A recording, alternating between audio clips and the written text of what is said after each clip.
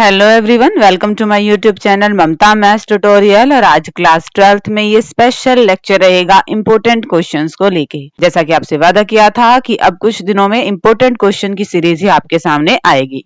उसी सीरीज में ये पहला पार्ट है और इसमें हम कंटिन्यूटी एंड डेरिवेटिव इस चैप्टर से रिलेटेड इंपॉर्टेंट क्वेश्चन को डिस्कस करने वाले हैं। ये बेटा 24 नंबर का पेपर है और आपका मंथली असेसमेंट टेस्ट हुआ है, पुराना है, और आपने वैसे ही करना है। 1 बाय 1 क्वेश्चन सॉल्व करने हैं, फिर आंसर को मैच करना है और एंड में अपने मार्क्स बताना बेटा ना भूलें। ठीक है, करते हैं स्टार्ट। देखिए जरा फर्स्ट क्वेश्चन क्या पूछ रखा है इसने। First sum, derivative of e की पावर 5x इज। e की पावर 5x का डेरिवेटिव क्या होता है?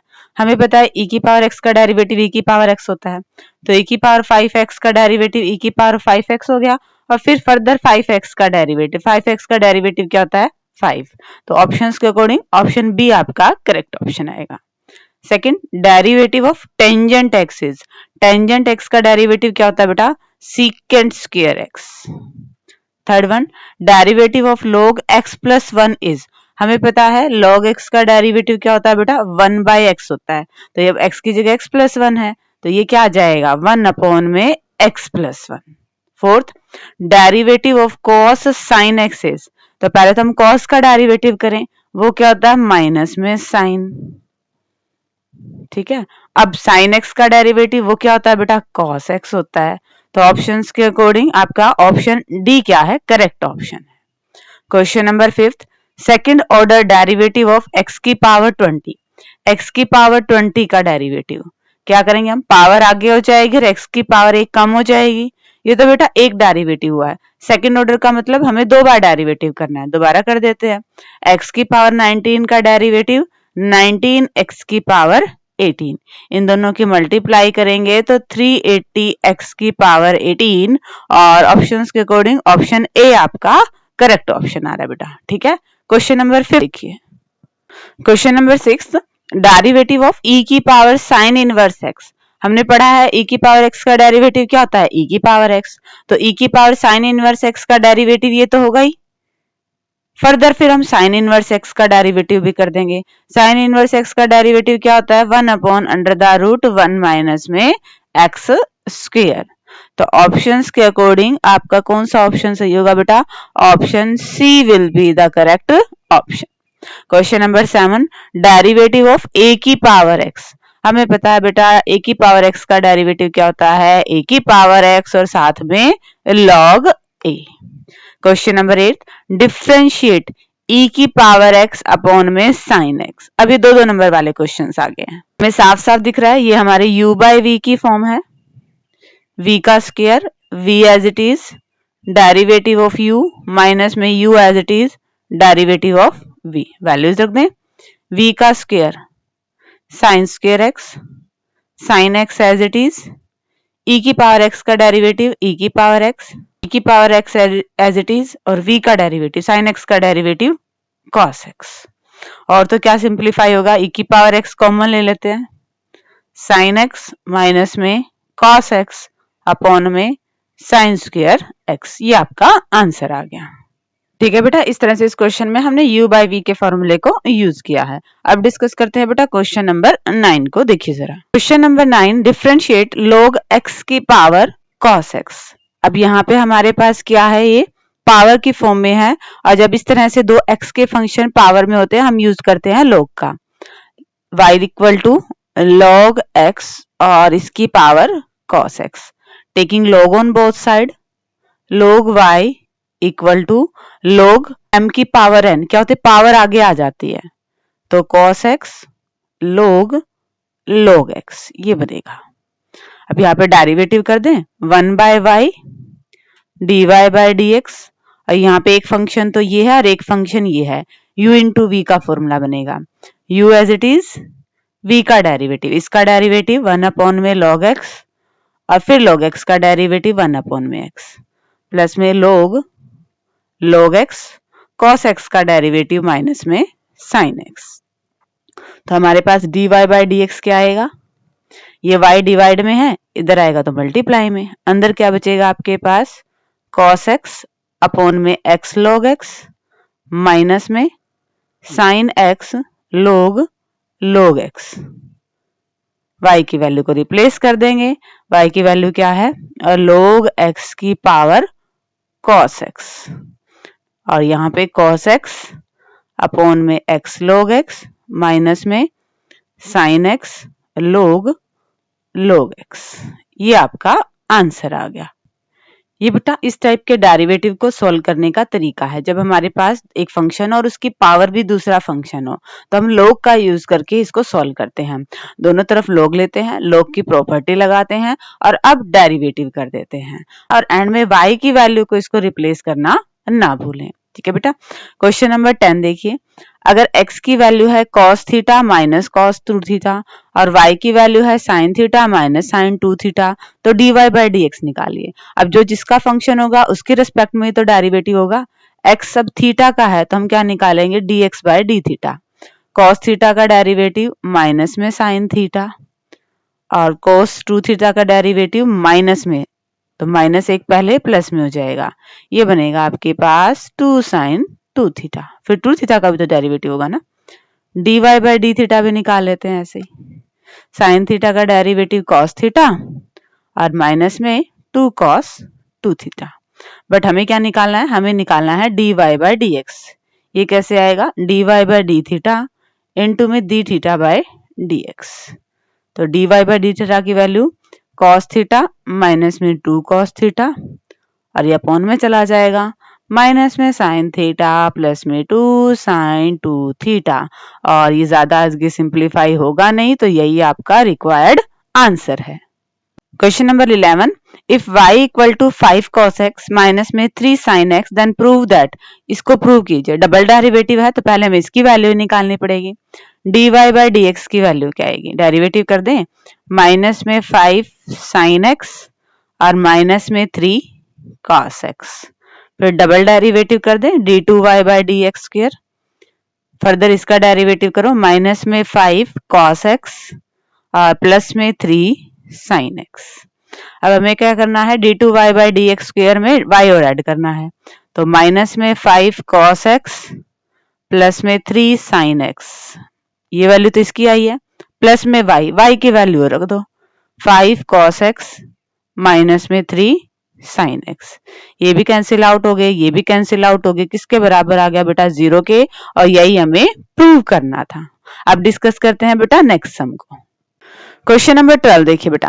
Find all the points of discontinuity of f where f is defined by f of x की वैल्यू 2x प्लस 3 है जब x less than equal to 2 है, और 2x माइनस 3 है जब x ग्रेटर देन 2 है।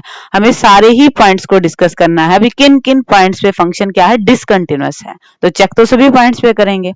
अब देखिए जरा, जब जब x की वैल्यू 2 से बड़ी है फंक्शन आपके पास क्या आ रहा है बेटा? 2x माइनस 3 आ रहा है। ये एक पॉलिनोमियल फंक्शन है और हर एक पॉलिनोमियल फंक्शन क्या होता है बेटा? कंटीन्यूअस होता है।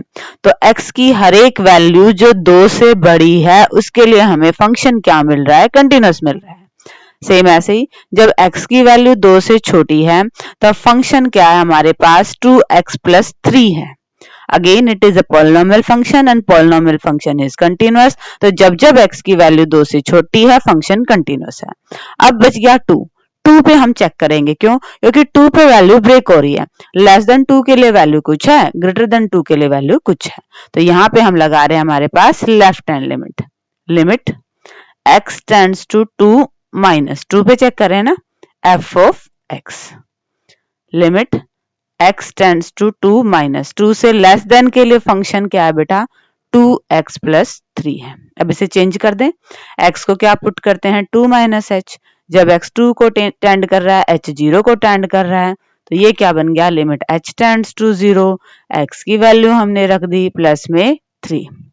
Limit h tends to 0, 2 to the 4 minus 2h plus में 3, और लिमिट पुट किया तो हमारे पास लेफ्ट हैंड लिमिट क्या आ गई बेटा? 7। राइट हैंड लिमिट निकालें। Limit x tends to 2 plus f of x। अब जब 2 से बड़ा है तब फंक्शन की वैल्यू क्या है? 2x माइनस 3 है। x को क्या पुट करेंगे? 2 plus h।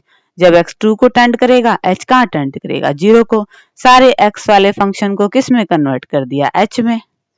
2 plus h minus में 3। सोल्व किया इसको, 4 प्लस 2h माइनस में 3।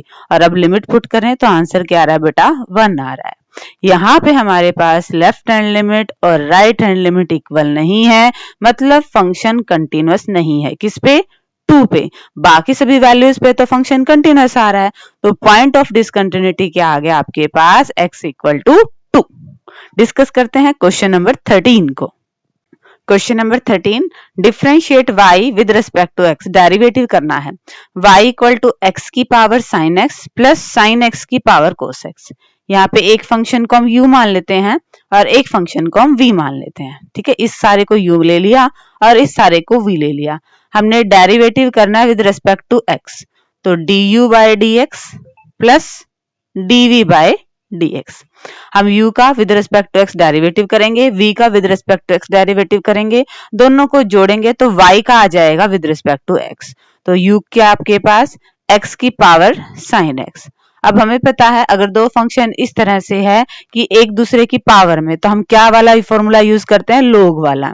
Taking log on both side, log x की पावर sin x। यहाँ पे फिर हम log की प्रॉपर्टी यूज करें, पावर आगे आ जाएगी। डेरिवेटिव करते हैं 1 by u du by dx। दोनों ही x के फंक्शन है, प्रोडक्ट हो रही है u इंटू वी से। u as it is derivative of v plus v as it is derivative of u। हमें तो किसकी वैल्यू निकालनी है? du बाय dx की। u डिवाइड में है, इधर जाएगा तो मल्टीप्लाई में आ जाएगा। ये बनेगा sin x by x plus में log cos x, log x cos x। u की वैल्यू को रिप्लेस कर दीजिए, x की power sin x by x plus में log x cos x। अब ऐसे दूसरा निकाल लेंगे हम। v की वैल्यू क्या है? sin x की power cos x। Taking log on both side, फिर log की प्रॉपर्टी लगा देते हैं, cos x log sin x। Derivative करें 1 by v dv by dx। यहाँ पे तो u इंटू वी का फॉर्मूला लगेगा। cos x u as it is, इसका डेरिवेटिव करेंगे तो क्या आएगा? sin x और फिर sin x का डेरिवेटिव cos x प्लस में log sin x और cos x का डेरिवेटिव बेटा माइनस में sin x। हम वैल्यू निकालने dv बाय dx की, क्या आएगी? v मल्टीप्लाई में चला जाएगा, v की वैल्यू यहीं पे रिप्लेस कर देते हैं, यहां लिख देती हूँ मैं sin x की पावर cos x और रिमेनिंग क्या है अंदर आपके पास? इनकी मल्टीप्लाई कर दो, cos स्क्वायर x अपॉन में sin x माइनस में sin x log sin x। अब हमारे पास du बाय dx भी आ गया, dv बाय dx भी आ गया, दोनों को जोड़ दिया तो वो हमारा रिक्वायर्ड आंसर आ जाएगा। तो ठीक है बेटा, अब डिस्कस करते हैं हम ये वाला पार्ट आपके पास वेरीफाई रोल्स थ्योरम। हालांकि ये आपके सिलेबस से डिडक्ट हो चुका है, बट फिर भी बेटा मैं करा देती हूँ आपको। देखिए इसका सॉल्यूशन क्या आएगा।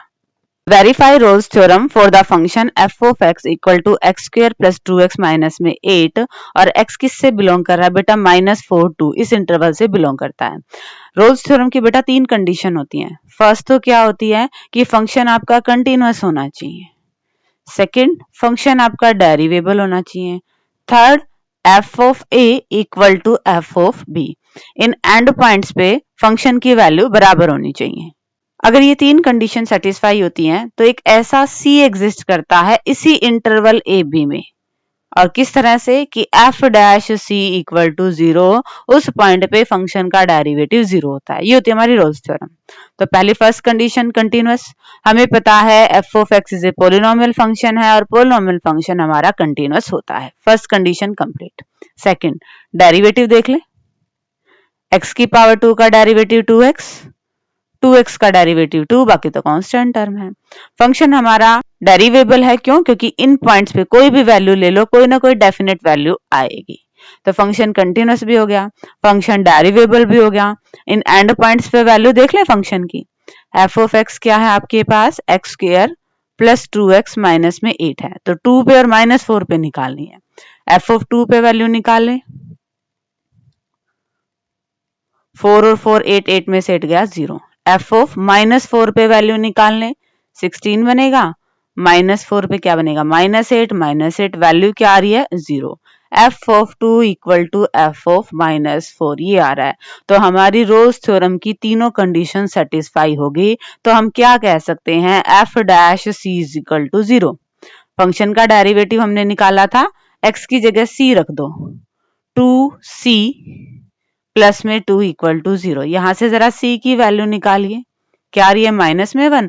क्या ये वैल्यू आपके इंटरवल में एग्जिस्ट करती है, बिल्कुल एग्जिस्ट करती है। तो ये हमारा क्या हो गया, रोल्स थ्योरम वेरीफाई हो गया। क्यों, क्योंकि इन तीनों कंडीशंस को सेटिस्फाई कराने के बाद हम क्या कहते हैं कि एक ऐसा सी एग्जिस्ट करेगा इसी इंटरवल में कि उस पे फंक्शन का डेरिवेटिव 0 होगा। हमने सी ले लिया जिस पे फंक्शन का डेरिवेटिव 0 है और सी की वैल्यू निकाली तो वो इसी इंटरवल में लाई कर रहा था। ठीक है बेटा, इस तरह से हम रोल्स थ्योरम को वेरीफाई कर सकते हैं।